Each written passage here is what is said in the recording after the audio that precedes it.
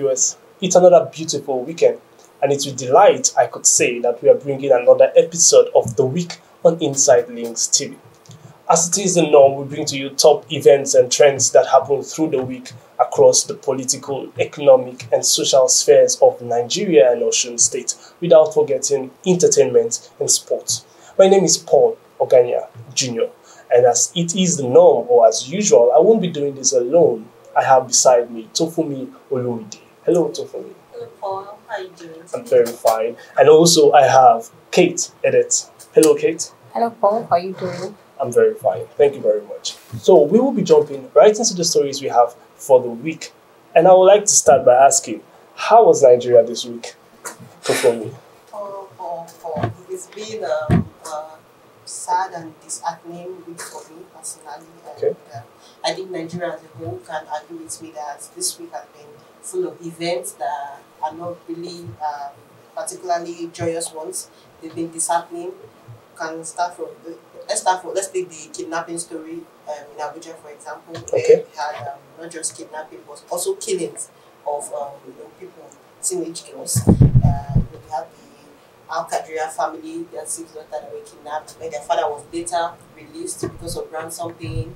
We also have the Ario family, where Folorunso Ario, a 13-year-old girl, was killed just to show the might of these kidnappers and how much they've really gotten to us in Nigeria, and it's really sad because we don't it's really sad because it has not just been happening, and the fact that this is happening at the heart of Nigeria, the Federal Capital Territory, it just goes a long way to say how far these people have penetrated us as a country. And the ransom are so ridiculous. I mean, 700 million for average Nigerians. That's a huge money. And not only at this ransom is just bogus, and the fact that, do you really think that as Nigerians, because we all know how Nigerians can be when it comes to emotions, when they start contributing money for these people, you know how it is. We just had the Mommy Z contribution just because she woke up 4:30 to prepare meals for her husband. And when it comes to this type of issues, Nigeria would want to contribute to just to free this, which is really, really good. And it says a lot about us as a country. But do you think is the next step to this kind of thing? Because is it not encouraging these perpetrators to continue to do this type of thing? And the fact that what do you think, Paul? Well, I think bringing the issue of crowdfunding, as it also trended, where the Nigerians were trying to really support the people that were affected by this, what it gives, I think, it's that it encourages more of such crimes, because with the issue trending already, and then it's almost like a national issue. Everyone is concerned about it, and people are also concerned about the family concerning the loss of life too that was involved. Well, what it does, it empowers such crimes, and people now think, okay, so we could do it, and then if we make it a popular issue, then maybe Nigerians will contribute and then give us money too. I think what should really be on ground is tightening security and then ensuring that those who perpetrate such acts are prosecuted, are caught and brought to the law. I think Kate will agree with me on that too. Yeah, I definitely agree with you on that, because they need to be brought to the justice. Because so far, I heard they shot, according to what you said, they shot a 13-year-old girl, which is so outrageous, to kill someone because of ransom, and they could not provide the money as at when you requested for it. So it's so bad. I think Nigerians police or armed forces should look into it as well. That's what I can say. Okay, still on this kidnapping matter, the PDP presidential candidate article just said that this whole kidnapping thing can be stemmed from the fact that Nigeria is currently in the economic state of Nigeria right now is bad, and there's poverty, and there's hunger in the land. Can you say that these crimes that are happening right now in Nigeria is from the fact that people are hungry, or and there's poverty everywhere? Can you just say? Well, when we check history and also statistics, we also discover that once the economy gets bad, it is natural that, or it's one of the consequences of the economy getting bad is that it's a high increase in crime. And so people always find alternatives to try to help themselves and settle the issues and well, I don't know how, but somehow people think crime is the easier way. They think crime is the easier way for them to get money from whoever, extort money from people and live comfortably. But that's not the right way to go. Yeah. Which is why I believe crime and ransom paying is a crime in Nigeria. Yes. But this is it will just enable these people to just continue more and just kidnap people and think this is just an easy way to get money. Okay, and if I must add, I think it also, if crime truly is an alternative, then it's important that Nigeria itself looks into its security issues and then we settle what are the gaps or the lapses we have. Talking about lapses in the law or whatsoever, I think whatever happened in Bodija in Ibadan also pushed the government to look into its laws and policies regarding explosives. As some may know or some who may not know, explosion occurred on Tuesday night in Bodija in Ibadan, and the governor Seyi Makinde confirmed through preliminary investigations that this explosion was traced to a storage of explosives by illegal miners at a house in Bodija. Security agencies and other relevant agencies have worked diligently towards rescue operations. So far, what has been reported is that 58 buildings have been affected or were affected, 3 people reported dead, and over 80 injured. Well, some have been reported stable so far, and investigations are still being put. But so far, the Federal Executive Council raised a committee to review the laws on explosives. And this was made known by the Minister of Defense, Abubakar Bagudu. Well, it's interesting. Do you think anything would have been done? Because I believe if they are making reviews so far to the laws regarding the storage, the procurement, and then the storage of these explosives, that means that right from time there were lapses. Do you think anything would have been done if we didn't have these incidents that came up? I really don't. You don't really think. I mean, this is like a residential area. Yes. It shouldn't even be happening. That's not supposed to be there. You understand? Yes. So if not because of this incident, most people don't even. I'm very sure some people know are what's going sleeping on right there. next to those people. I don't even know there's a miner behind them because I don't Or believe the anybody explosives will, behind in their right them. mind will sleep where there is an explosive miner just at the back of their door. Well, I think the problem was where it was stored. Now, these are explosives, and then they're stored in a residential area again. So another question we also have is what truly triggered the explosion? Because no one has idea what triggered the explosion. Like investigation is yeah, so I don't go to John, well, we hope, well, first our condolences goes to the lives of those, or the families of those who had losses, as well as those who were injured, and we hope that things really get settled and we truly have less of such issues coming up in Nigeria again. So talking about the illegal happenings in Nigeria, we also heard on Tuesday, January this year, things have been happening, a lot has been happening. We also heard from the Nigerian police that they announced the arrest of 5 persons of pirating a movie called Malaika. okay. That's Toyin Abraham's movie called Malaika, recently released, and she has not really made a lot of money out of it because she spent a lot of money producing this movie, almost 500 million for it.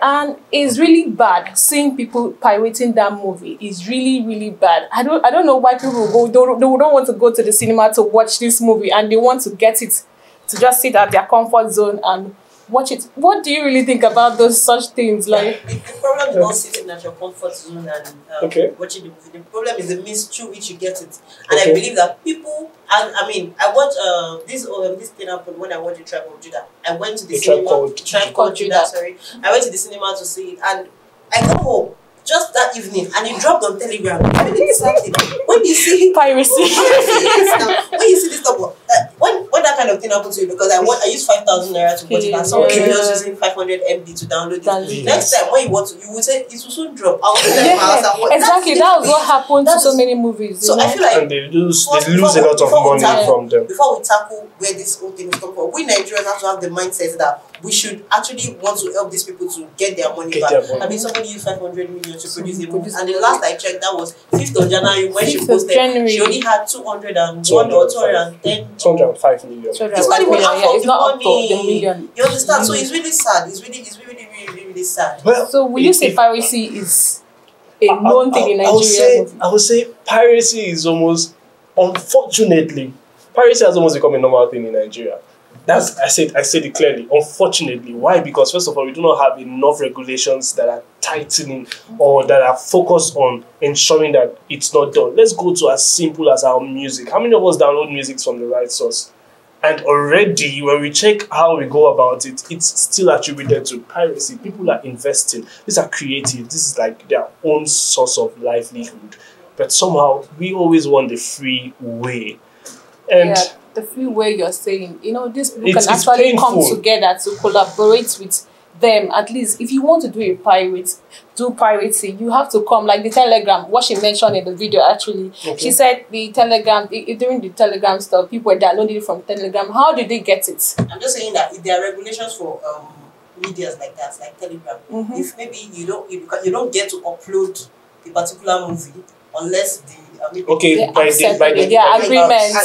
agreement, maybe a sum of money will be paid to maybe the owner of the movie, and maybe the way they're going to generate, maybe through traffic or whatever. But maybe that sort of thing can work. And I also think policies should be put in place to help the Nigerian movie industry.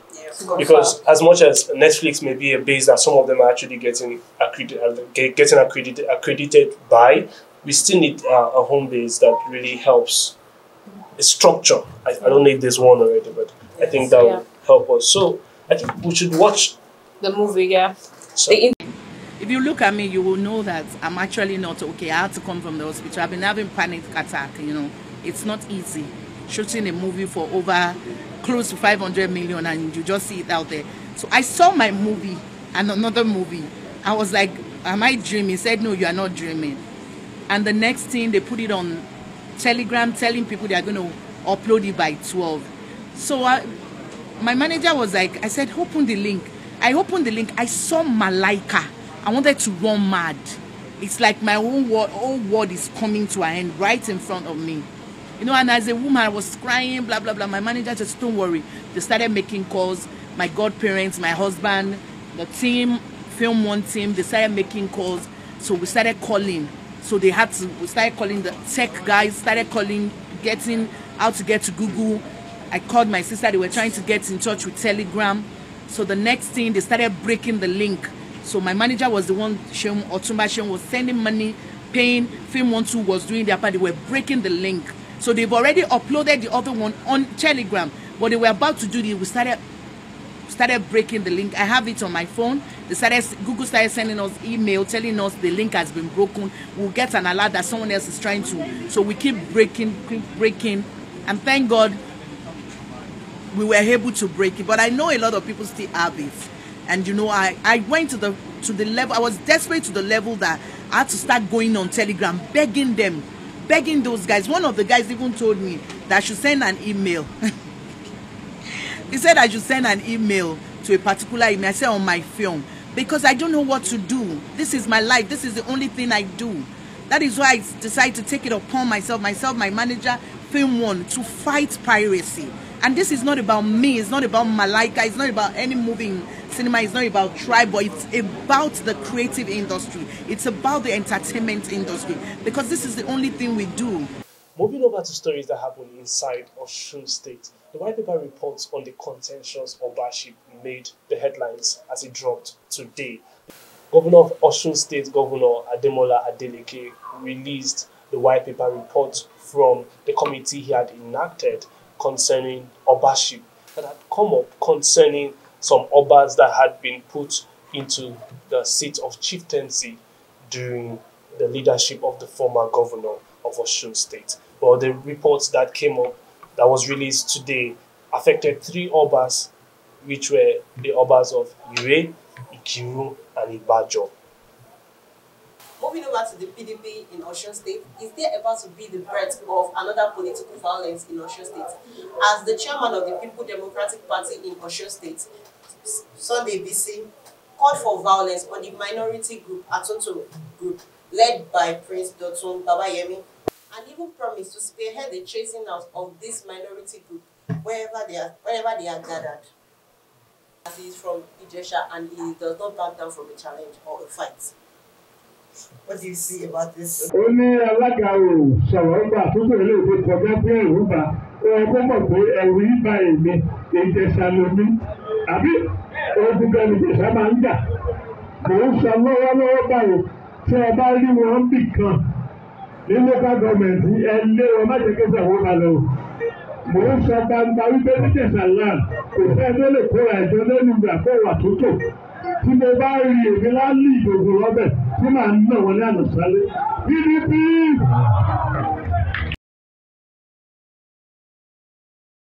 Well, our hopes are that this does not cause more violence in the state or any violence in the state.